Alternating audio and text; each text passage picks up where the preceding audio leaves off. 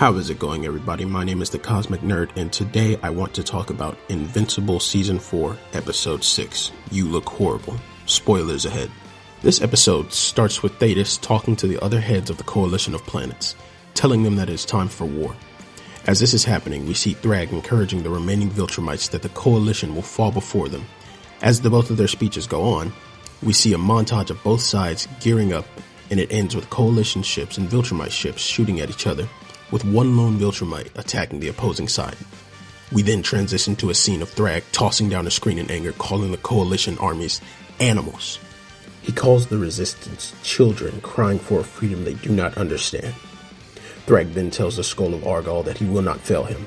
We then cut to the planet of Conquest Death from the last episode, and we see that Nolan is creating a burial site for Conquest. Oliver, annoyed and frustrated, calls out the ridiculousness of him being buried properly. Nolan tries to explain that even Conquest deserves a proper burial, but is cut off by Oliver, calling him a monster, bringing up that not only did Conquest almost kill him, but he almost killed Mark twice.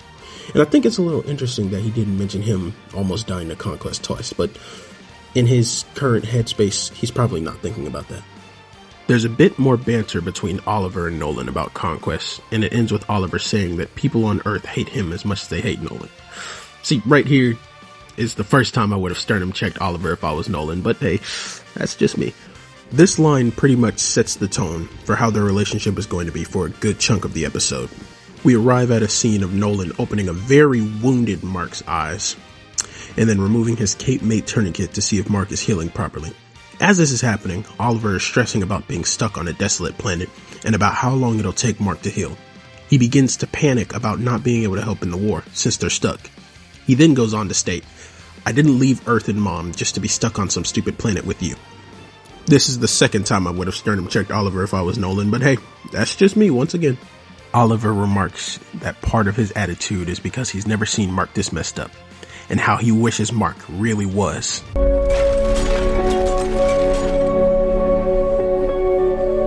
I've been waiting to do that since I started writing this script.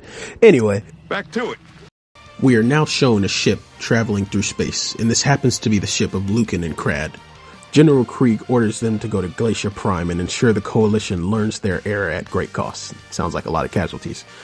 Lucan reports that there's been no luck locating Conquest or the other three Viltrumites, Nolan, Oliver, and Mark. Krieg considers this a failure, which, my goodness, are these Viltrumite guys, strict? He orders the two Viltrumites to crush the Coalition's incursion, and they might earn Thrag's forgiveness. We transition to a scene of Zoe and Alan playing a game, and then reviewing the footage of Krieg's orders. Alan then devises a plan to regroup with the Coalition army. Also, quick side note, does anyone else think that Alan and Zoe getting along is cool to see? Just me? No? Oh, okay. We're then thrown into a scene of Nolan fighting a giant worm-like creature on the unnamed planet. It swallows him and he ends up bursting out of its stomach, kind of like the Alien franchise. He tries to make small talk with Oliver, which he states he's not eating. We see Oliver supplying Mark with nutrients, while Nolan tries to feed Oliver. It's revealed that he hasn't eaten in weeks. Due to their biology, they can survive for a good minute without food, so it's not necessarily a big deal as of right now. The next morning, Nolan wakes Oliver for some much-needed training. Oliver swears up and down he knows how to fight.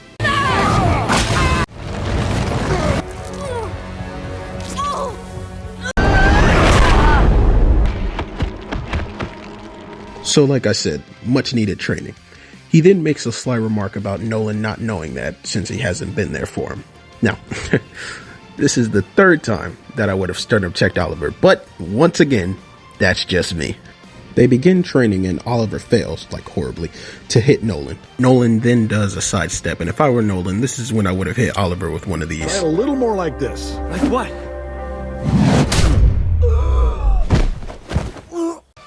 Oliver falls to the ground and gets a lucky shove on Nolan. This sets off a bit of progression towards Oliver processing his anger. Oliver reveals that he heard Nolan say that his time with Andressa was a mistake. And truth be told, I'm on Oliver's side right now. He explains how he idolized his father and modeled his suit after him, but is heartbroken when Nolan only came home to see Mark and not him. Nolan admits that he hasn't been the best father to Oliver. He tells Oliver that he's trying so hard to do better. And I like the delivery of these lines because you can feel and understand both sides in this moment. Oliver's anger and resentment towards him, and Nolan's sincereness of his apology and the remorse he feels for not showing up for his son when he needed it the most. Nolan continues to apologize and plead his case to Oliver. The scene ultimately ends with Oliver flying away, telling Nolan, "You're too late." We return to Alan and Zoe attempting to fly back to their comrades, but they're immediately spotted and chased by the Viltrumites. Zoe notices that they're being followed and attempts to reach the Coalition lines faster.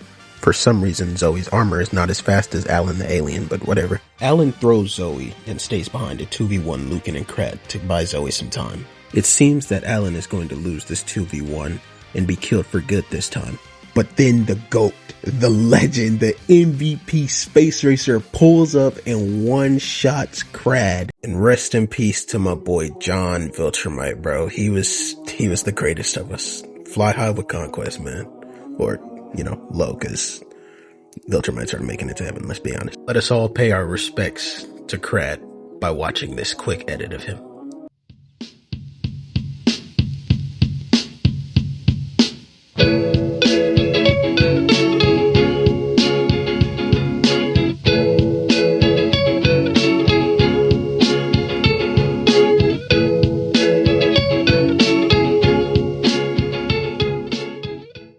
He really was a true John Viltrumite, and he was the best John of them all.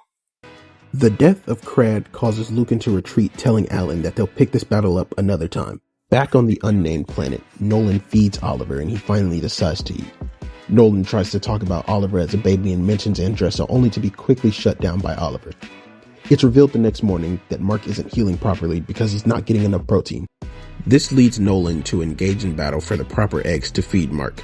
Both Nolan and Oliver 2v1 the mother of these eggs, and this ends in the creature being defeated, with Nolan about to kill it. However, Oliver stops him by saying the mother can't lay more eggs if she's dead. Back on Telestria, Alan reunites with Telia. They walk by Data Twin 1 and 2, with 2 being surprised that Alan is alive. Pay attention to that, because it'll be important later. We hear a distant roar and it's revealed that Battle Beast has been found in space and is joining the war. In a dark room lit by a hollow screen, we're shown planets that are liberated and planets that are still under Viltrum's control. Back on the unnamed planet, Nolan tends to Mark and then sits by the fire with Oliver. He starts a conversation about Nolan's words about Andressa, and Nolan explains that he said those harsh words in a moment of desperation and stupidity. And honestly, it's understandable from his side. He explains he didn't want to hurt Debbie anymore. He explains to Oliver that the Thraxans' way of forgiveness is much more easier than Earth's way of forgiveness because of how quick their life is.